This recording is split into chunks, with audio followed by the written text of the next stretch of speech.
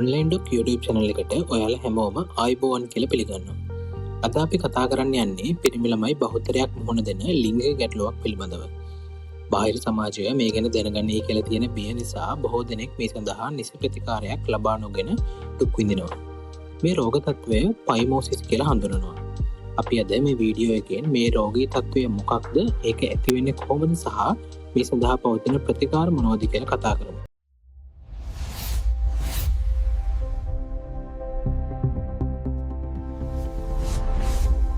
ඒක බලන ගමන් අපේ YouTube channel එක subscribe කරලා නැත්නම් පහළ subscribe button එක click කරගෙන යන්න කියලාත් ආදරයෙන් ඉල්ලනවා. අපි මුලින්ම පයිමෝසිස් කියන තත්ත්වය ගැන කතා කරන්න කලින් පුරුෂ ලිංගික අවයවයේ ප්‍රධාන කොටස් මොනවද කියලා පොඩි අවබෝධයක් ලබා ගමු. මේ වීඩියෝ එකේ පෙන්වන විදියට පුරුෂ ලිංගික අවයවයේ ප්‍රධාන කොටස් පහක් තියෙනවා. පළවෙනි එක ශිශ්නය එහෙම නැත්නම් පීනිස් කියලා හඳුන්වනවා. දෙවන කොටස ශිශ්න මුණ්ඩය එහෙම නැත්නම් ග්ලෑන්ඩ්ස් පීනිස් කියලා හඳුන්වනවා. තුන්වෙනි කොටස පෙරසම. ඒ වගේම උෂ්ණ කෝෂ සහ උෂ්ණ පවතිනවා. පයිමෝසිස් කියන තත්ත්වයේදී වෙන්නේ පෙරසම ශිශ්න මුණ්ඩයට එවත් ග්ලෑන්ඩ්ස් පීනිස් කියන කොටසට උඩින් පිටුපසට ඇදීමට නොහැකි වීම. මේක වෙන්නේ පෙරසම කියන කොටස තදට පැවතීම නිසා. කුඩා දරුවන්ගේ මෙම තත්ත්වය සාමාන්‍යයි. ඔවුන් වයසෙන් වර්ධනය වීමත් සමග පෙරසම තුනී වෙලා එය පිටුපසට ඇදීමට පුළුවන් තත්ත්වයට පත්වෙනවා. නමුත් තරුණ වියට පත්වන විටත් මේ පෙරසම තදට පැවතීම නිසා එය පිටුපසට ඇදීමට නොහැකි ලෙස පැවතුනොත් එය ප්‍රතිකාර ගත යුතු තත්ත්වයක්. ඇතැම් අවස්ථාවල කලින් මේ තත්ත්වය නොතිබුණු කෙනෙක්ට වුණත් පෙරසම තුවාල වුණොත් පසු කාලීනව මේ පයිමෝසිස් කියන තත්ත්වය ඇති වෙන්න පුළුවන්. අපි දැන් බලමු මේ පයිමෝසිස් කියන තත්ත්වය ඇති වෙන්න බලපාන හේතු මොනවද කියලා. පළවෙනි එක තමයි ශිශ්න මුණ්ඩය එහෙම නැත්නම් ග්ලෑන්ඩ්ස් පීනිස් කියන කොටසේ නිතර ආසාදන හෝ ප්‍රදාහයට ලක් වුණොත් මේ තත්ත්වය ඇති වෙන්න පුළුවන්. මෙය බැලනයිටිස් කියලා හඳුන්වනවා. දෙවෙනි හේතුව තමයි ලිංගික ප්‍රදේශයේ පිරිසිදුභාවය අඩු වීම. මේ නිසාත් මේ තත්ත්වය ඇති වෙන්න පුළුවන්. ඒ වගේම ස්වයං වින්දනය කිරීමේදී හා ලිංගිකව එකතු වීමේදී පෙරසමට තුවාල වෙන්න පුළුවන්. ඒ වගේ අවස්ථාවක තුවාල සුවවීමේදී මේ පෙරසම තද වෙලා පයිමෝසිස් කියන තත්ත්වය ඇති වෙන්න පුළුවන්. ඒ වගේම ලයිකන් ස්ක්ලෙරෝසිස් කියලා හඳුන්වන සමය රෝගය පවතින පුද්ගලයන්ටත් මේ තත්ත්වය ඇති වෙන්න පුළුවන්.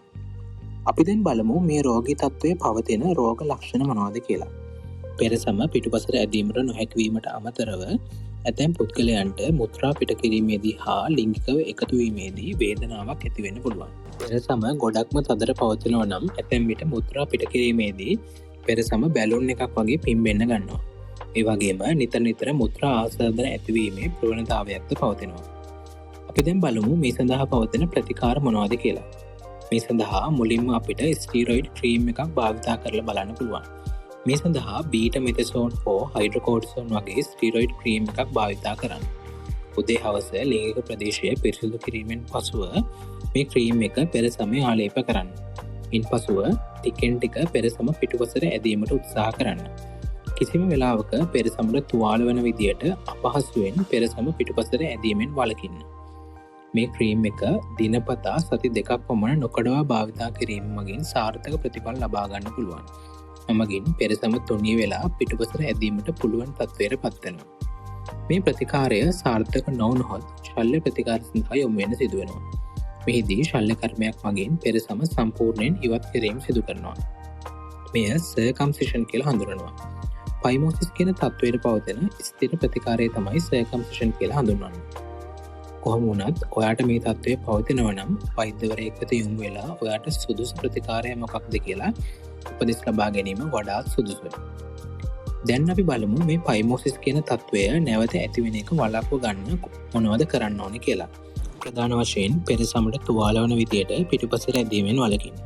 මේ සඳහා ස්වයං වින්දනයේදී හා ලිංගික එක්වීමේදී ලුබ්‍රිකන්ට් එකක් භාවිතා කරන්න පුළුවන්.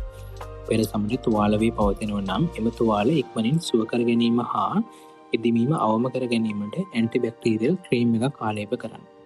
ඒ වගේම ලිංගික ප්‍රදේශ නිතරම පිරිසිදුව පවත්වා ගන්න. මේ සම්බන්ධයෙන් ඔයාලට කුමන හෝ ගැටලුවක් තියෙනවා නම් පහලින් කමෙන්ට් කරගෙන යන්න. එහෙම නැත්නම් ඔන්ලයින් ඩොක් Facebook පිටුව හරහා ඔබගේ ගැටලු ඍජුවම අප වෙත යොමු කරන්න. මේ වගේ වටිනා වීඩියෝ එකකින් අපි නැවත හමු වෙමු.